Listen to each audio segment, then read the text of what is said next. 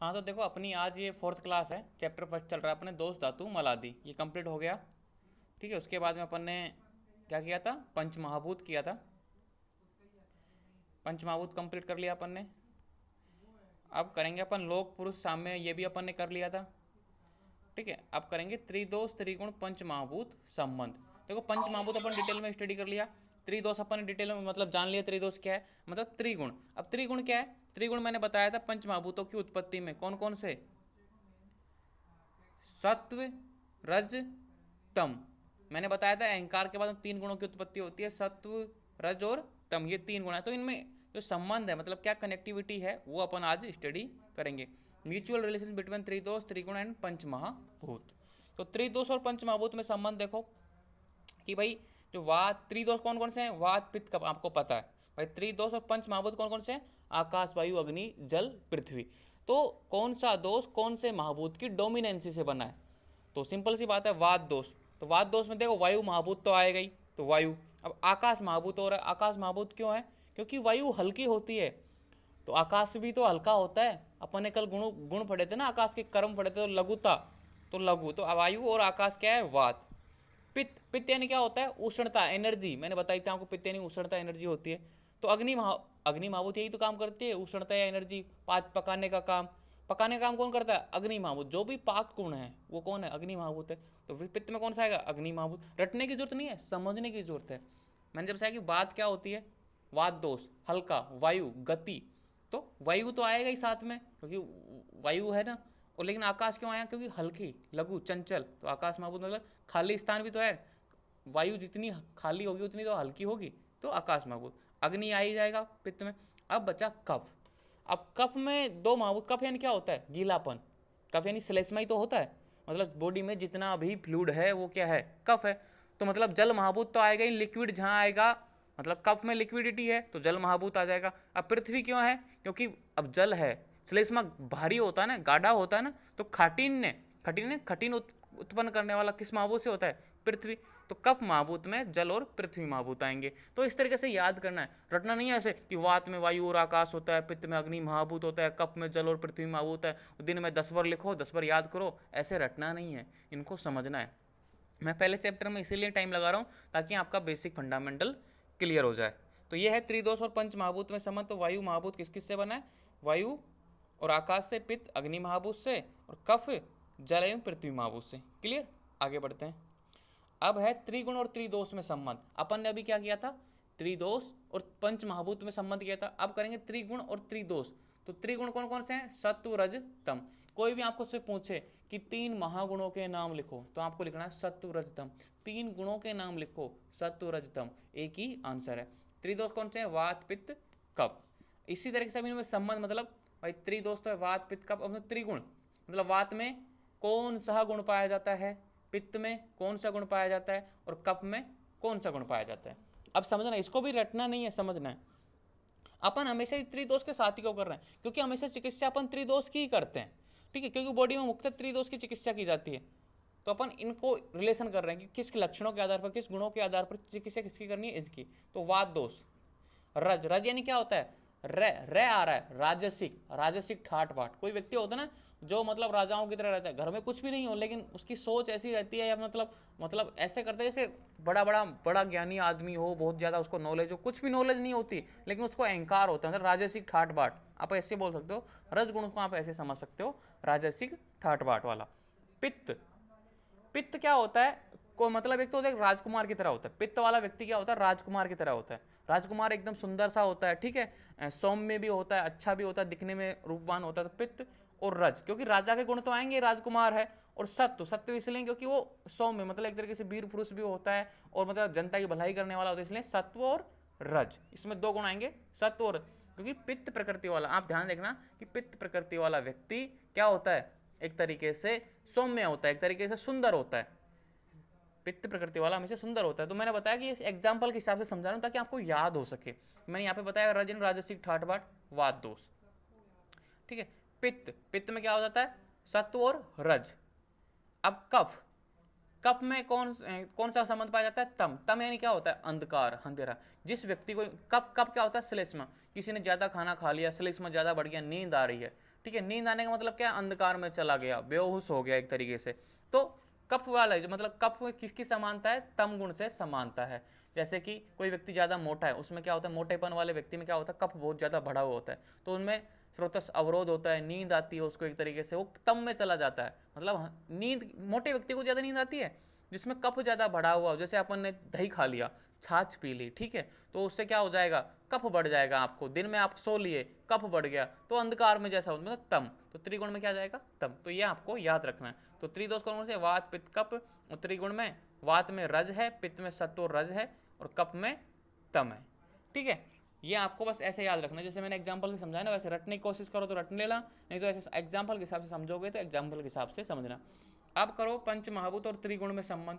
अपन ने देखो त्रिदोष और पंच महाभूत में संबंध देख लिया, त्रिदोष और त्रिगुण में देख लिया। अब त्रिगुण और पंच महाभूत में संबंध, कि भाई कौन सा महाभूत, जैसे आप दोष से समझ में नहीं आया आपको तो महाभूत से समझ लो। चिकित्सा किसके हिसाब से हो सकती है, या तो महाभूत के हिसाब से हो सकती है या दोष के हिसाब से हो सकती है, क्योंकि कोई भी कंटेंट दोगे आप, कोई भी औषधि दोगे, कोई भी मेडिसिन दोगे, या तो महाभूत की बनी होगी क्योंकि सभी द्रव्य पंच महाभूतों के बने हैं, या फिर आपको ऐसे पता होगा भाई ये औषधि वात को बढ़ाती है, कफ को घटाती है, या पित्त को बढ़ाती है, पित्त को घटाती है, आप उसी हिसाब से तो औषधि देते हो। तो हमेशा पंच महाभूत और त्रिदोष को बेस बना के चलो, कि भाई इनके साथ कोरिलेशन बैठा लिया आपने, इसको अपन बोलते हैं ना फॉर्मूला A बराबर B, C बराबर D, ऐसे है तो मतलब त्रिगुण को अपने त्रिदोष से समाहित कर लिया। तो त्रिगुण आपको समझ से बाहर था, मतलब एक तरीके से सात्विक वाली बात थी, गुणों के आधार पर देख के, तो इसकी कैसे चिकित्सा करें भाई, रज को कैसे बढ़ाएं, पित्त तम को कैसे बढ़ाएं, आप ऐसे तो कर ही नहीं सकते। तो आपने इससे कोरिलेशन कर लिया भाई त्रिदोष, कि तम बढ़ा हुआ है तो मतलब कब बढ़ा हुआ है, सत्व और रज बढ़ा हुआ है तो पित्त बढ़ा हुआ है, और रज बढ़ा है तो वात बढ़ा हुआ है। तो आपने इसको समझ लिया तो आप इसकी चिकित्सा कर दो। अगर ये भी समझ में नहीं आ रहा तो पंच महाभूत को समझ लो, ऑटोमेटिक चिकित्सा हो जाएगी। तो मतलब डॉक्टर के हिसाब से सोचो, क्योंकि डॉक्टर बनने वाले हो आप, और फर्स्ट ईयर उसका बेस होता है पंच महाभूत तथा त्रिगुण में संबंध। तो आकाश महाभूत, अगर मान लो कोई ऐसी मेडिसिन है जिसमें आकाश महाभूत है, तो सत्व गुण, उसमें सत्व गुण ज़्यादा प्रदान था, मतलब आकाश महाभूत हमेशा सत्व गुण को प्रदर्शित करता है। वायु महाभूत रज गुण को, तो देखो यहाँ पे श्लोक लिखा हुआ है सत्व बहुलात्मक आकाश, कि भाई सत्व बहुलात्मक आकाश, कि जिसमें सत्व ज़्यादा है, ऐसी मेडिसिन जिसमें सत्व ज़्यादा है वो उसमें आकाश, मतलब आकाश महाभूत की डोमिनेंस, मतलब उसमें खाली स्थान, उसमें सत्व वाले गुण पाएंगे। वायु महाभूत में रज गुण, रजो बहुलो वायु, कि रजो बहुलो, रजो यानी रज, बहुलो यानी अधिक, वायु जिसमें रज अधिक पाया जाता है वो वायु महाभूत होता है। अग्नि महाभूत सत्व गुण रज गुण, यहाँ पे देखो पित्त में भी तो यही लिख रखा है, पित्त में सत्व और रज, तो सत्व गुण और रज गुण। ठीक है, जल महाभूत में सत्व गुण और तम गुण, तो जल महाभूत जो भी जितनी भी डोमिनेंसी होती है, जितनी भी औषधियाँ होती है, उसमें क्या होती है, सत्व गुण ज़्यादा होते हैं और तम गुण ज़्यादा होते हैं, और पृथ्वी महाभूत में तम गुण होते हैं। ठीक है, यहाँ पे देखो आप समझो, जल महाभूत में सत्व क्यों आया और तम क्यों आया, ये दोनों अपोजिट है। सत्व तो हमेशा प्रकाशवान होता है, और तम क्या होता है, अंधेरा होता है। दोनों एक साथ क्यों आए, आपने कभी सोचा इस बारे में, कि भाई जल महाभूत के साथ सत्व भी है और तम भी है, क्यों, तम यानी तो अंधेरा होता है, सत्व यानी प्रकाश होता है, ये दोनों एक साथ क्यों है। तो आप देखो श्लेष्मा, कफ क्या होता है, कफ एक तरीके से आप जब प्रकृति पढ़ोगे ना, चैप्टर नंबर 9 है प्रकृति का, नहीं 7वां है, मतलब 7वां या 9वां है फिजियोलॉजी फर्स्ट में। तो कफ क्या करता है, कफ श्रेष्ठ प्रकृति है, सबसे श्रेष्ठ जो सबसे अच्छी प्रकृति है ना कफ है। तो और सबसे अच्छा गुण कौन सा है, सत्व है, क्यों, लेकिन जब लिमिटेशन में हो, जैसे कि वो दानवान रहेगा, वीर रहेगा, यशस्वी रहेगा, उसको लोग जानेंगे, तो एक तरीके से बेस्ट है कफ प्रकृति। ठीक है, कि सभी प्रकृतियों में बेस्ट कौन प्रकृति है, कफ प्रकृति, तो इसलिए यहाँ पे सत्व आया। लेकिन वही प्रकृति मतलब उसमें गुण ज़्यादा हो गए, कफ ज़्यादा हो गया, जैसे कि बोलते हैं ना कि मेंटेनेंस नहीं किया, बॉडी को शेप में नहीं रखा, आप ज़्यादा ओवरवेट का हो गए, ज़्यादा मोटे हो गए, स्थूल्य हो गए, नींद ले रहे हो, मतलब आप शरीर का ध्यान नहीं रख रहे हो एक तरीके से, तो वो तम में परिवर्तित हो जाता है। मैंने एक बात बताओ, कोई भी चीज़ हो जो जितनी अच्छी होगी ना, जितनी अच्छी, जैसे टेक्नोलॉजी बात हो, टेक्नोलॉजी कितनी अच्छी है आज के ज़माने में, वो टेक्नोलॉजी की सहायता से अपन पढ़ रहे हैं, लेकिन इसकी सहायता से बहुत सारे गलत काम भी हो रहे हैं, मतलब आतंकी हमले भी हो रहे हैं, सब कुछ काम हो रहे हैं, मतलब बिगड़ रहे हैं एक तरीके से।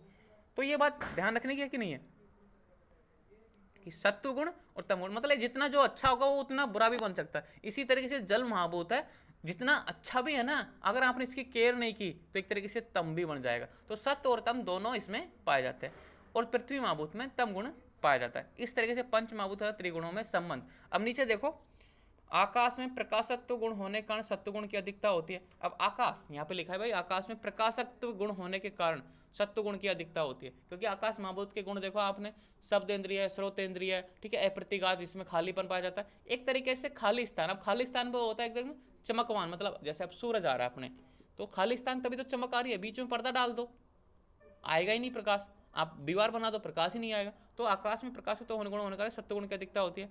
वायु में चंचल होने के कारण वह रजोगुण की अधिकता वाला। यहाँ पे दो एग्जाम्पल बताया भाई बुक में, वायु में चंचल, अब वायु के गुण क्या है, तत्तर रुक्षो लघु शीतो खर सूक्ष्म च अनिल है, ठीक है, तो चल गुण भी पाया जाता है वायु में, चंचल गुण होने के कारण वह रजोगुण की। अब अग्नि या तेज प्रकाश या चंचल होने से वह सत्व और रजोगुण वाला होता है, मतलब अग्नि महाभूत की बात कर रहा हूँ, अग्नि या तेज प्रकाश, अब तेज प्रकाश तो है ही क्योंकि उष्णता है, या चंचल होने से वह सत्व और रजोगुण वाला। सत्व किसकी वजह से आया, प्रकाश की वजह से, और चंचल की वजह से क्या है, रजो। तो अग्नि में दोनों गुण हैं, प्रकाश का भी है और चंचल का भी है। जब स्वच्छ होने से, प्रकाशक होने से गुरुत्व है, आच्छादन करने वाला होने से सत्व और तमोगुणात्मक। ये एक तरीके से बुक की लैंग्वेज है, और जो मैंने आपको समझाया ना, ये जो तो मेरे एग्जाम्पल ताकि आपको समझ में आ जाए, और ये क्या है, बुक की लैंग्वेज। अब इसको समझना आपको, क्योंकि एग्जाम में तो आप यही लिखोगे। मैंने आपको एक बात बताई थी कि मैं जो एग्जाम्पल देता हूँ ना, वो आपको ईजी एग्जाम्पल देता हूँ समझाने के लिए, उसको एग्जाम में मत लिखना, नहीं तो आपके नंबर कट जाएंगे। लिखना वही है जो नोट्स में लिखा हुआ हो। यहाँ पे देखो, तो भाई आपसे पूछे कि जल महाभूत में सत्व और तम गुण क्यों पाए जाते हैं, कि जल स्वच्छ होने से, प्रकाशक होने से, गुरुत्व व आच्छादन करने वाला होने से सत्व और तमोगुणात्मक है। तो स्वच्छ होने से मतलब सुंदर, मतलब एक तरीके से कोई गंदगी नहीं है उसमें, प्योर है। अब प्योर आत्मा, प्योर क्या होता है, आत्मा होती है, तो उसमें सत्व गुण पाया जाता है। तो जल स्वच्छ होने से, प्रकाशक होने से तो क्या हो गया, सत्व गुण। और गुरुत्व और आच्छादन, आच्छादन यानी ढकने वाला, ठीक है, बंधन करने वाला होने से तमोगुण। तो दोनों गुणों की इसमें क्वालिटी होती है। यह है बुक की लैंग्वेज। पृथ्वी महाभूत में देखो, पृथ्वी अत्यंत आवरण करने वाली होने से तमोगुण बाहुल्य होती है। अत्यंत आवरण, क्योंकि ये काठिन्य पैदा करती है। जैसे कि किसी वस्तु है, कोई वस्तु है, छोटे छोटे पार्टिकल है, अलग अलग बिखरे हुए हैं, उनको गुरुत्व मतलब एक साथ लेके आएगी, कौन सी, पृथ्वी। तो एक साथ लेके आएगी तो आवरण सा बना देगी ना, तो जिससे प्रकाश पार ना हो सके, मतलब पर्दा डाल दिया एक तरीके से। तो ये पृथ्वी में तम गुण पाया जाता है। तो यहाँ पे मतलब डिटेल डिस्क्रिप्शन है नीचे बुक की लैंग्वेज के हिसाब से, कि भाई आकाश में सत्व गुण पाया जाता है, वायु में रजगुण पाया जाता है, अग्नि में सत्व और रजगुण पाया जाता है, जल में सत्व और तम पाया जाता है, पृथ्वी में तम गुण पाया जाता है। ये इस तरीके से इनके इंटररिलेशन है, संबंध है, ठीक है। अब ये टॉपिक हो गया अपना पूरा, कौन सा, त्रिदोष, त्रिगुण और पंचमहाभूत में संबंध। अब है सामान्य विशेष। अपन ये करते हैं, हम सामान्य विशेष।